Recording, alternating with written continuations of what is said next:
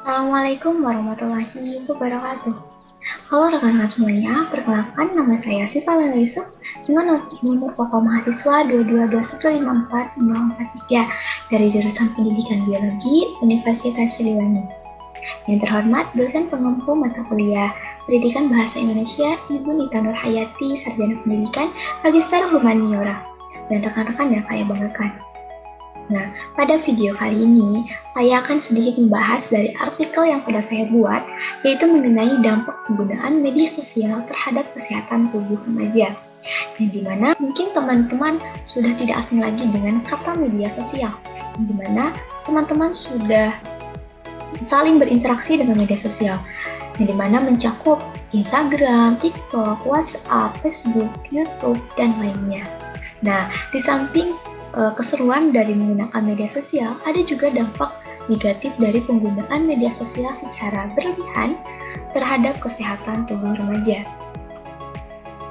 Utama yang akan dibahas dalam video kali ini adalah mengenai abstrak, kajian pustaka, metode penelitian, analisis dan hasil penelitian, pembahasan, dan penutup atau kesimpulan pembahasan.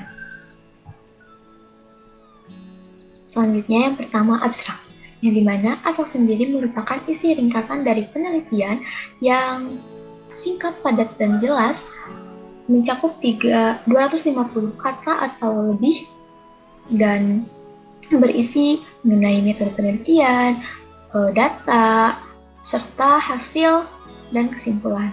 Nah, dalam abstrak penelitian saya, yaitu seiring berkembangnya teknologi, handphone sudah menjadi kebutuhan utama masyarakat karena sudah menjadi barang yang penting dan dibutuhkan bagi sebagian orang. Keberadaan handphone semakin memudahkan pekerjaan para penggunanya dengan berbagai fitur dan aplikasi yang tersedia. Kenyamanan yang ditawarkan seringkali membuat ketagihan, bahkan menyebalkan ketika kita meninggalkannya. Akibatnya, orang sering tidak memperhatikan persentase dan waktu penggunaan ponsel dan terus menggunakannya sambil mengisi daya. Hal ini tentu dapat menimbulkan hal yang buruk. Metode yang dilakukan dalam penelitian ini yaitu metode survei melalui penyebaran kuesioner, dan untuk variabel kontrol dalam penelitian ini adalah berdasarkan karakteristik responden. Tujuan dari penelitian ini adalah untuk mengetahui lebih lanjut dampak dari penggunaan media sosial terhadap kesehatan tubuh remaja. Banyaknya manfaat penggunaan ponsel juga harus diimbangi dengan pengendalian penggunaan ponsel. Anak-anak muda yang kebetulan sedang berada dalam fase perkembangan saat ini sangat terbuka dengan berbagai perkembangan teknologi. Namun, ketidakmampuan anak muda untuk menahan diri saat menggunakan ponsel akan berdampak negatif bagi kesehatan tubuhnya. Kata kunci dari abstrak ini adalah teknologi, media sosial, kesehatan, dan remaja. Selanjutnya, kajian pustaka, yang dimana kajian pustaka ini merupakan kumpulan teori yang akan kita bahas sebagai bahan dasar dari penelitian ini, sebagai sumber, sebagai literatur, dan dasar dalam pembahasan penelitian. Yang pertama ada dari Siti Mulyana dan Dian Ari Widyastuti, di mana telah ditemukannya dampak negatif, salah satunya yaitu nomofobia, yang merupakan ketergantungan mobil phone dari penggunaan media sosial, sehingga muncul perasaan khawatir, cemas, gelisah, dan takut. Remaja seperti ini biasanya lebih banyak penggunaan ponsel secara intensif, dengan sedikit perhatian pada dunia di dekatnya. Penderita nomofobia bisa menghabiskan banyak waktu hanya untuk memeriksa teleponnya, bahkan tanpa ada aplikasi yang sedang digunakannya. Tetapi, dalam penelitian ini tidak dijabarkan apa saja manfaat yang dirasakan selain dampak negatif yang telah disebutkan tadi, serta saran bagi remaja dalam penggunaan media sosial yang baik untuk dirinya, sehingga perlu pembahasan yang lebih lanjut mengenai penelitian ini. Yang kedua, dari Adi Sudrajat tahun 2020. Nah, dari artikelnya dengan judul "Apakah media sosial buruk untuk kesehatan mental dan kesejahteraan kajian perspektif remaja, di mana peneliti lebih berfokus pada anak remaja di usia 11-18 tahun, terutama terkait dengan risiko terhadap kesejahteraan mental, beserta menjelaskan 3 cara di mana media sosial itu berbahaya. Awalnya, mereka berpendapat bahwa menggunakan media sosial secara langsung menyebabkan stres, depresi, dan rendah diri, serta adanya pikiran untuk bunuh diri. Yang kedua, mereka melaporkan bahwa media sosial membuat orang takut, sehingga berdampak negatif pada kesehatan mental. Ketiga, media sosial menjadi kecanduan. Semakin banyak bukti dampak media sosial terhadap kesehatan mental anak muda, masih ada kekurangan peneliti empiris tentang bagaimana anak muda memandang media sosial, terutama sebagai sumber informasi, atau bagaimana mereka menggunakan wacana media sosial dan media yang lebih luas untuk menyampaikan pendapat. Lalu yang ketiga, ada dari Fitri Fatmawati Fajri tahun 2017 dengan judul Hubungan Antara Penggunaan Telepon Genggam Smartphone dengan Nomofobia pada Mahasiswa, mengungkapkan bahwa masih ada hubungan antara penggunaan smartphone dengan nomofobia pada mahasiswa. Kedua, tingkat penggunaan smartphone pada mahasiswa tergolong tinggi. Dan yang ketiga, tingkat nomofobia pada mahasiswa juga tergolong tinggi. Yang keempat, sumbangan efektif penggunaan smartphone terhadap nomofobia sebesar 39,2%. Sedangkan masih terdapat 60,8% dipengaruhi oleh faktor lain selain faktor pengguna smartphone seperti misalnya kontrol diri dan kesepian. Nah, lalu selanjutnya ada metode penelitian, yang dimana metode penelitian ini adalah hal yang dilakukan dalam penelitian ini. Apa metode yang digunakan, variabel apa, lalu ada tujuannya. Nah, untuk metode ini, saya menggunakan metode survei, yang dimana melakukan penyebaran kuesioner. Lalu yang kedua, ada variabel terikat. Nah, variabel terikat ini merupakan mahasiswa jurusan Pendidikan Biologi, Fakultas Keguruan dan Ilmu Pendidikan Universitas Siliwangi tahun 2022, sebanyak 137 mahasiswa. Sedangkan variabel kontrolnya berdasarkan karakteristik responden. Lalu, variabel bebasnya merupakan media sosial.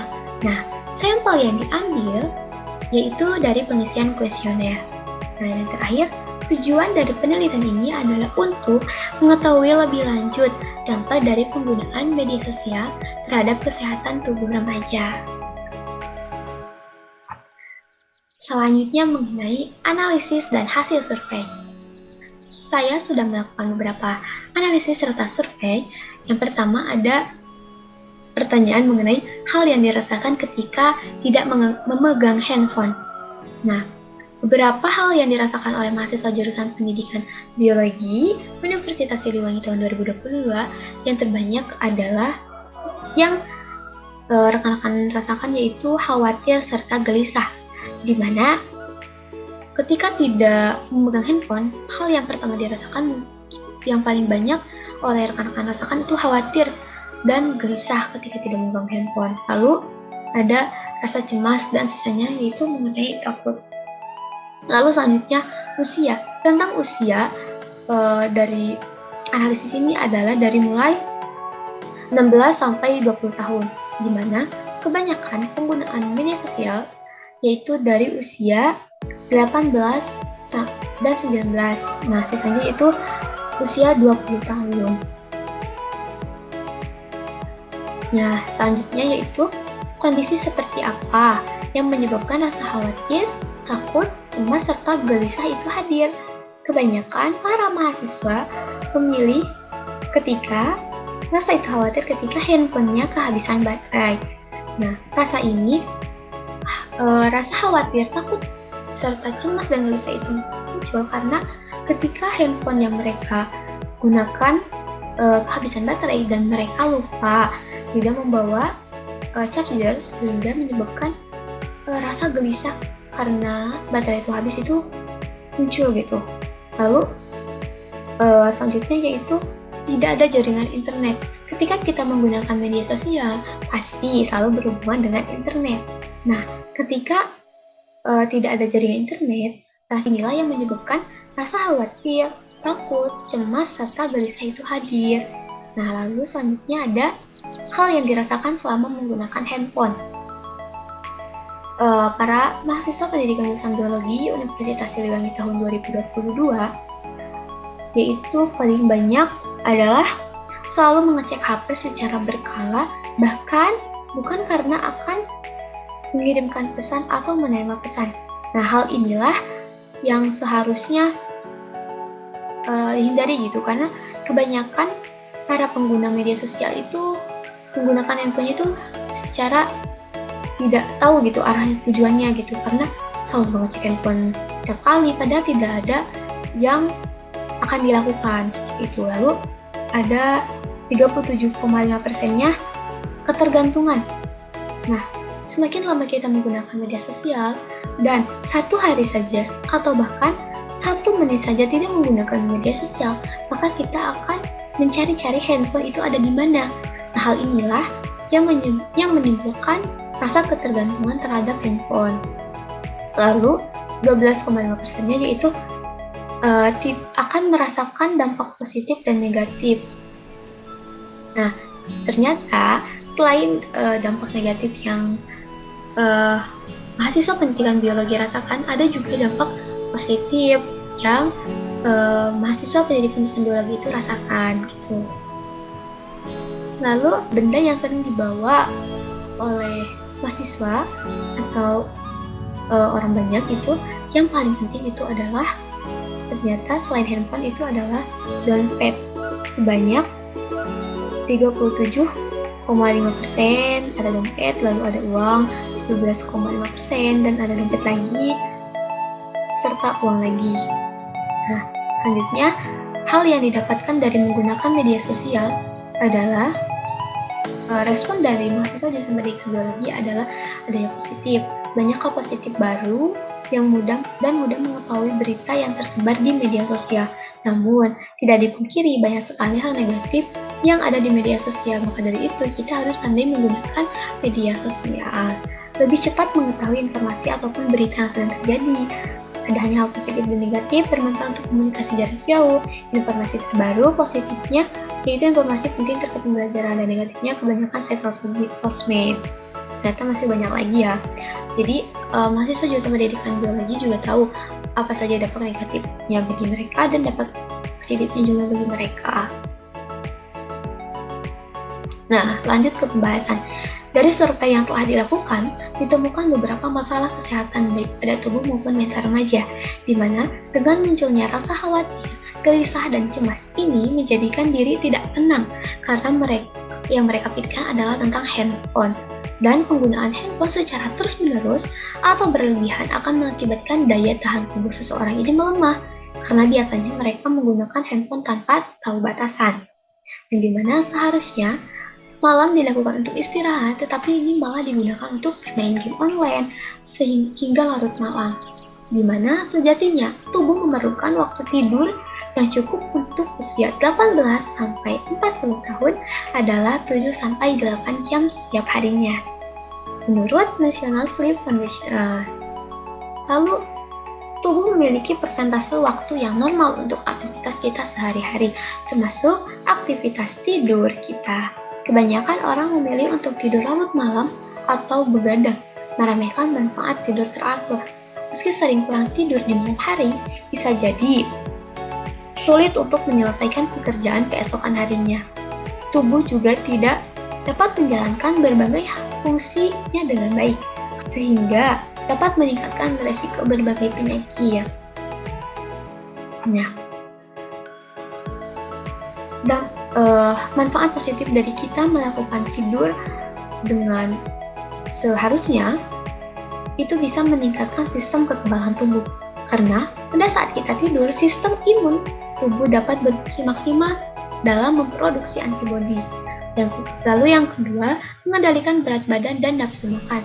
Nah, sebuah studi yang diterbitkan dalam jurnal Clinical Nutrition and Metabolic Care menunjukkan bahwa orang yang tidak cukup tidur setiap malam memiliki risiko lebih tinggi mengalami kelebihan berat badan atau obesitas. Lalu yang ketiga ada memperkuat daya ingat. Selama tidur, otak memproses semua informasi yang dipelajari. Otak juga secara aktif meningkatkan daya ingat dan melatih keterampilan yang dipelajari sebelumnya, bahkan saat bergerak. Lalu yang keempat, meningkatkan konsentrasi dan produktivitas. Tidur yang cukup memainkan peran penting dalam belajar dan berpikir. Manfaat tidur juga telah terbukti memperbaiki masalah dan daya ingat pada anak-anak dan orang dewasa. Lalu, yang kelima, meningkatkan suasana hati atau mood. Nah, manfaat tidur yang cukup dapat membantu memperbaiki suasana hati dan beristirahat sesuai kebutuhan di malam hari dapat membantu Anda bangun dengan lebih segar dan bahagia. Lalu yang keenam, mengurangi stres. Ketika Anda kurang tidur, tubuh Anda melepaskan hormon stres atau kortisol. Stres dapat menyebabkan Anda bereaksi berlebihan terhadap sesuatu dan menurunkan produktivitas saat belajar atau bekerja. Terkadang kita juga dapat membuat keputusan secara impulsif atau tergesa-gesa. Hal ini tidak baik ya rekan-rekan. Nah, selain dampak positif dari tidur yang cukup, ada juga dampak negatif dari penggunaan media sosial secara berlebihan. Yang pertama adanya masalah penglihatan, di mana gangguan penglihatan seperti kerusakan saraf optik atau degenerasi makula terkait usia dan kerusakan lensa atau katarak dapat terjadi lebih cepat. Lalu adanya social jet lag, di mana social jet lag ini merupakan kondisi di mana pola tidur di akhir pekan berbeda dengan hari biasa, di mana sudah biasanya hari Minggu kita lakukan olahraga, lalu membersihkan rumah atau hal lainnya, dan ini ketika adanya social jet lag maka orang yang mengidap ini akan melakukan tidur lebih lama dibanding biasanya. Lalu adanya penuaan dini, di mana melatonin hormon yang membantu tubuh rileks dan beregenerasi. Kadar melatonin yang rendah memaksa tubuh Anda untuk tetap terjaga, bahkan saat waktunya istirahat. Hal ini mengganggu regenerasi sel-sel tubuh, termasuk sel-sel kulit. Hal ini juga dapat menyebabkan tanda-tanda penuaan dini, seperti keriput, kulit kendur, dan komedo. Lalu, selanjutnya ada kanker. Nah, kanker payudara dan prostat, sebuah studi di Spanyol menunjukkan bahwa mereka yang terpapar cahaya biru buatan di malam hari, baik dari lampu maupun dari layar pintar, 1,5 hingga 2 kali lebih mungkin terkena kanker jenis ini. Hati-hati ya. Lalu selanjutnya adanya gangguan mental. Nah, penggunaan aktif media sosial berpotensi mengalami gangguan kesehatan jiwa seperti kecemasan, depresi, kecanduan alkohol atau obat-obatan terlarang, bulimia atau anoreksia, serta gangguan konsentrasi atau attention deficit and hyperactivity disorder atau ADHD. Nah, sudah ke dalam penghujung, yaitu penutup atau kesimpulan, di mana dalam kesimpulan artikel ini adalah ponsel kini telah menjadi gaya hidup dan kebutuhan pokok yang harus dipenuhi oleh masyarakat, terutama anak muda. Anak muda zaman sekarang bisa menjalani hari tanpa makan, namun akan sulit ketika suatu hari mereka tidak memiliki ponsel. Banyaknya manfaat penggunaan ponsel juga harus diimbangi dengan pengendalian penggunaan ponsel. Anak-anak muda yang kebetulan sedang berada dalam fase perkembangan saat ini sangat terbuka dengan berbagai perkembangan teknologi. Namun, ketidakmampuan anak muda untuk menahan diri saat menggunakan ponsel akan berdampak negatif bagi tubuhnya. Nah, tentu saja, berbagai dampak negatif yang disebutkan di atas tadi belum tentu berlaku untuk semua pengguna media sosial. Namun, semakin lama Anda bermain media sosial, maka akan semakin tinggi pula risiko yang Anda terima terkena penyakit tersebut. Maka dari itu, jadilah pengguna media sosial yang cerdas, batasi waktu untuk menelusuri media sosial, dan manfaatkan kesempatan untuk berinteraksi langsung dengan orang-orang di sekitar Anda. Terima kasih. Tidak ada penyakit yang tak bisa disembuhkan kecuali kemalasan. Tidak ada obat yang tak berguna selain kurangnya pengetahuan. Ibnu Sina. Baik, rekan-rekan, itulah yang saya sampaikan mengenai artikel yang sudah saya buat. Terima kasih atas perhatiannya. Wassalamualaikum warahmatullahi wabarakatuh.